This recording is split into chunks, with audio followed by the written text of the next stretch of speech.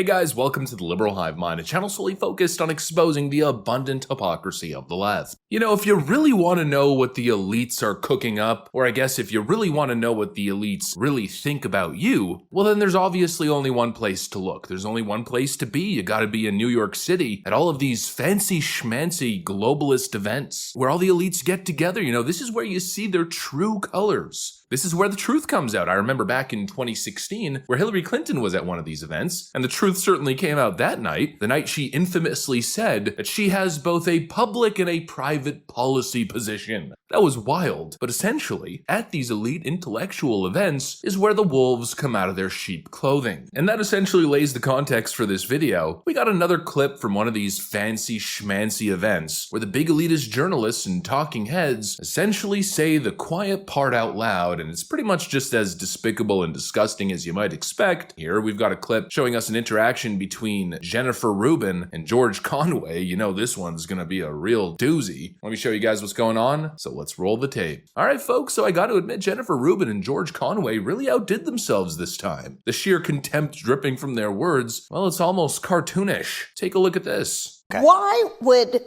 ABC, Disney, the mouse, who has more money than God, settle with Donald Trump?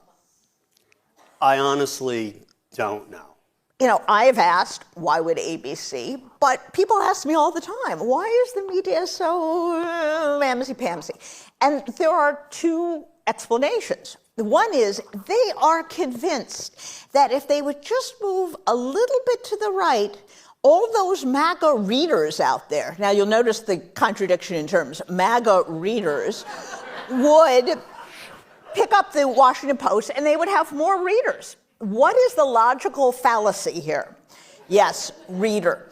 And there is nothing that the Washington Post could possibly do that would have those people take out a subscription. But they're convinced they're in there someplace. I mean, what a totally despicable way to speak of your fellow American. It's really such a surprise that the establishment left is falling apart now, isn't it? What a disgusting insinuation. The MAGA voters are essentially illiterate. It's the exact kind of elitist arrogance that I think perfectly encapsulates why these people and their worldview are essentially on the way out these days. What we're seeing here is not just disrespectful, it's downright disgusting. But alas, I mean, this is who these people are. Out of touch, self-important elites who think the only way to elevate themselves is by putting others down. That's really what it comes down to. It's almost like schoolyard behavior. We're seeing a bunch of egomaniacs who essentially never grew up, still playing the same childish games that you expect coming from 14-year-old bullies. And what's funny is that these people are confused as to why they're losing their influence and credibility. Oh, I can't possibly put my finger on it. Well, it's literally because of this kind of behavior, this kind of condescending crap, as if MAGA supporters can't read. But this is what you see from the big city latte liberals. She thinks that she's smarter, more cultured, and somehow inherently better than the millions of Americans who supported Donald Trump, which of course is not just insulting, but is also, in my view, laughably wrong. Spend more than 5 minutes in any conservative space, and you'll see that Trump supporters are some of the most engaged, thoughtful, and hardworking people in the country. They're the ones building the economy, keeping communities afloat, and maintaining the backbone of this nation. We're talking salt of the earth people, the families that make this part of the world so freaking great. But people like Jennifer Rubin here, they're the ones sitting in their ivory towers producing nothing of actual real value, while sneering down at the folks who actually make the country work. You know what I like to call these people? I like calling them laptop liberals. Working away at their useless job that provides no actual value to society, working away on their little Macs. I'm such a special little snowflake as I type at my MacBook. It's absolute clown behavior, and from my perspective, it's even more confusing because I'm part of this laptop class. I'm privileged enough to be able to sit at home, travel, do what I want, work from my laptop, and earn a good honest living. But just because I've been privileged enough to be in this elite part of the world doesn't mean I'm better than anyone. In fact, just the other day I was on a train ride with my little nephew, and we were passing all the farms, and he was asking me, you know, why people live out here so far away from the city. And I was just explaining to him that it's a rural area, it's a different, slower paced type of life and away from the hustle and bustle of the big city. And I was explaining to him towards the end of it that essentially these are the people who make the country work. You know, these are the people who put food on our table. That's what I told him. These are the people who are getting their hands dirty and doing the hard work that a lot of us don't want to do, and they essentially allow us to survive. And the idea that somebody like me who works on a laptop would be sneering or looking down on these incredible patriots, I just simply can't relate to it. That's why it's so frustrating for me.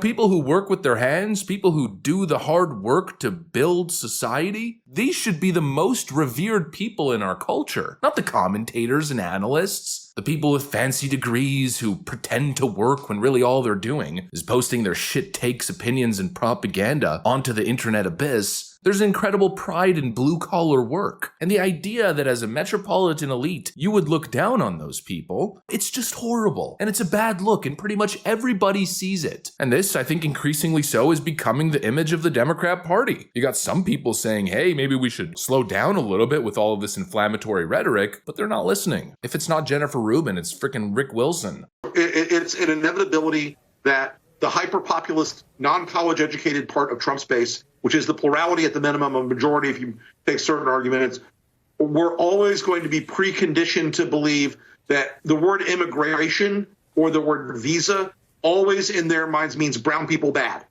And so they have this belief that the guy with the GED and his fake Oakley sunglasses and his goatee and his pickup truck, the universal Twitter bro that you see in every avatar on Twitter, that guy's thinking to himself, oh, well, I could have been the senior software designer at Google if only it weren't for DEI or immigration. It's absurd, but now you see these people that rely on that as a core part of their business, just like Donald Trump does also, by the way, for service staff at Mar-a-Lago and other resorts.